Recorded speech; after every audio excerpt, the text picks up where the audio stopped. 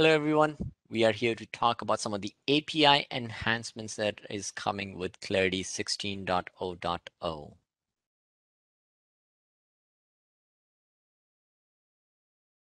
As part of this release, the following enhancements will be made available to you. The first is for our Broadcom SaaS customers, they will be able to see their contract information within their Clarity environment.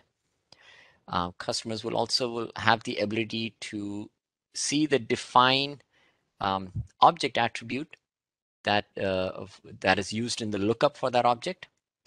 They will also have the ability to define API attribute ID for virtual attributes within Studio. They'll have the ability to clear MVL using Zog. And finally, we are introducing user APIs in this release. Why is this important? These changes were introduced into the product as a direct result of customer engagement with the Clarity product management team.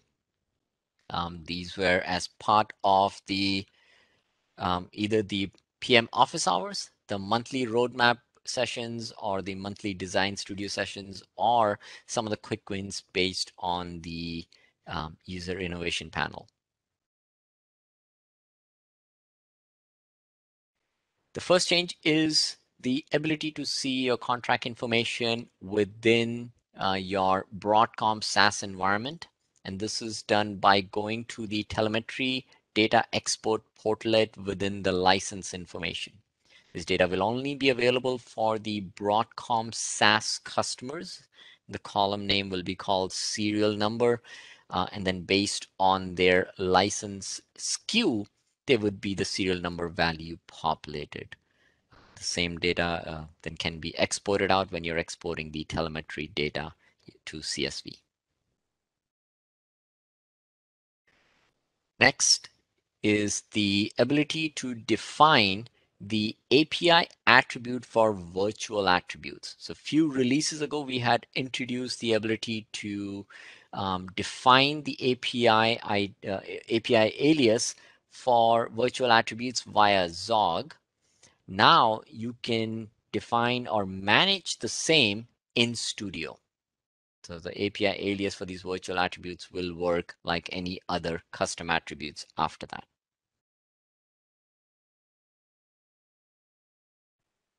Based on the direct feedback that when the describe is run on a specific object, the customers wanted to know that if that object had a lookup, what was the reference object for that specific lookup? So now our describe has been updated that for a lookup, we have a new attribute called ref object, which will let you know what is the reference object for that specific lookup linked to the attribute of the object for which you're doing the describe. This is the list for our out-of-the-box lookups. I won't read each and every one, but you can see that anytime you do a describe where these lookups are connected to an attribute, then they'll have their reference object populated to resource or user, which is the NMC underscore user, based on whichever lookup is used. We are finally introducing the way to null out multi-value lookup data using Zog. This was a long time ask from a lot of our partners and our customers. Essentially, today, if you were to do a Zog for a multi-value lookup and you populated values, we always appended that value to the existing value. So you could not really null it out. Now, moving forward, there is a new flag introduced called complete equals true. When this flag is passed, then we will replace the value for that multi-value lookup with whatever is the new value. And if no values are passed, then we will essentially remove all the values that are populated for that multi-value lookup. This change should not impact any existing integration because it is a new flag. If this flag is not passed, then the Zog will continue to function as it does today. Introducing the user APIs using REST API. This is the first time we will have REST APIs for managing users. In this release, you will be able to use the REST API to get user information. You can update selected fields for an existing user, as well as update the user groups for the selected user. The updating of the user will require appropriate admin access. So the API does not bypass those access rights. And creating of the new user is planned for the future. So in this release, you can only do a get or an update. When you do a get, this is the list of attributes for that user that you will get as part of the API call. I'll not read every one, but these were the most commonly asked by our customers and our partners, that these are the attributes they wanted to read. You can then do a patch for exactly the same attributes, provided you have the access. And then you can also assign user groups using the user group flag. And that flag will work just like a multi-value lookup. Right, with that, let's see this product in action. So I'm here in Clarity 16.0.0. I'm going to first go into the administration side, and I'm going to show you the object where I can define the API alias for a virtual attribute. So for that, I'm just going to use an existing out-of-the-box object called task, and I will use the existing out-of-the-box attributes that are defined as virtual. So let's just look at actuals. When I go in there, now if I scroll down, I have the option to populate or update the API attribute ID for a virtual attribute. I can do that for any of these, but it works the same way. Or any attribute that is marked as virtual. I can.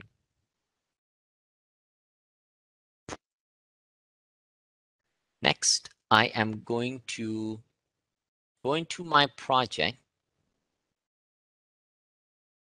And in my project, I'm going to go into the cloud computing.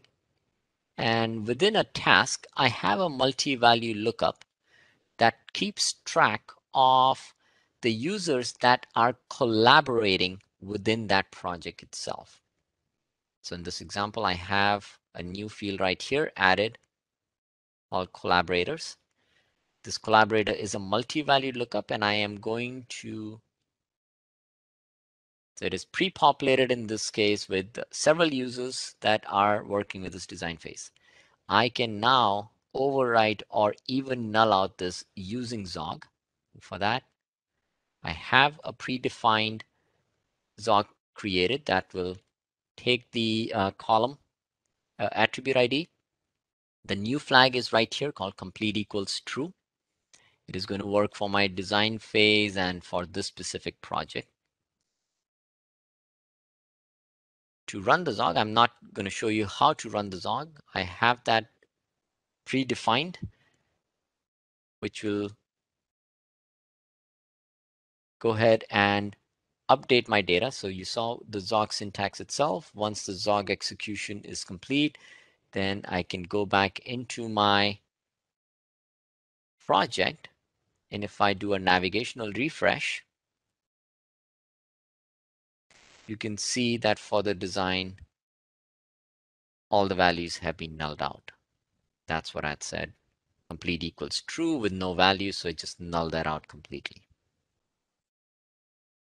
Right.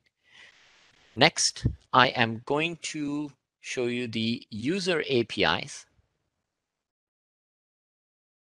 For that, I am using Postman for demo purpose. You can, of course, use any application that will allow you to test the APIs themselves. In this case, I'm going to run a series of different get calls and patch calls to show you how the APIs have been updated. The first is I'm going to do a describe on the project object to show you the new reference object for the lookup. So when I just do a call for my project object, once the result comes, I can just do a check for. So right here, there is one for my blueprint. Let's look at one of the other attributes. As you can see, as I'm going through, these are all out of the box attributes that is of type lookup, and I can see the reference object for that specific lookup. In this case, it's the user. This is the out of the box one, but if I keep going, I can see some of the other ones and so on. So now you have this new value that is returned when you do a describe that tells you the reference object for that lookup itself. Next, let's look at the describe for the new user API. So the call for it is just going to be users. And when I do a get on it, I can see all the attributes. So these are all the methods that are supported. And then all the attributes that will be supported are all listed right below it. So I can do a describe to understand everything. But let's, in our case, let's do some more gets. So next, I'm going to do a get to get all the active users in the system. So again, with the call to users, I'm filtering for the status of 200, which many of you already know is the code for active users. When I do that, I'll get a list of 78 users that are active in the system. That's their name and then the rest of the information. If I want to see users with their groups, I can do a call again for users, and in this case, filter for active users, but give me their user group fields. When I do that, it'll tell me that each user and their respective group. So this is the user group assigned to the user with the internal ID right here. In this case, if I had asked for username and additional values, that would have been displayed. Otherwise, it's only giving me the user groups. Continuing on, if I want to get the details for a specific user, I can do user followed by its 5 million number, which is the internal ID. And then that gives me all the details for a specific user. It tells me their time zone, their language, the resource name, and so on. So all the values that we support is there. Next, let's update this specific user. So in my example, Mary Newberg is the user that I want to make some changes to. So let's first go look at under administration, the user settings. So Mary Newberg. First, let's just do a simple change, which is I am going to change the email address. So right now the username for the email address for Mary Newberg is marynewberg@mailserve.com. I'm going to make a change to that, and I can do that by doing a patch call to that user and passing the email. And let's just change that to, because I'm in the test system, I don't want emails going on, so I'm just going to make it to marynewberg@dummy.com. So I make that call, I get the response back. If I go back into Clarity, do a refresh, I now see that the email address has been changed. Let's also look at the user groups. By default, this user is only assigned to the basic user group access. So let's patch this user and add additional user groups. I'm going to grant her some financial user group access and so on. So there are about a total of 5 different user groups that I want this user to be assigned to. It's again a user call to that specific user, and in this case, only do the user groups. It's using the syntax of a multi-value lookup. When I do this, all is done. If I do a refresh, now you can see 5 user groups have been assigned to the same user.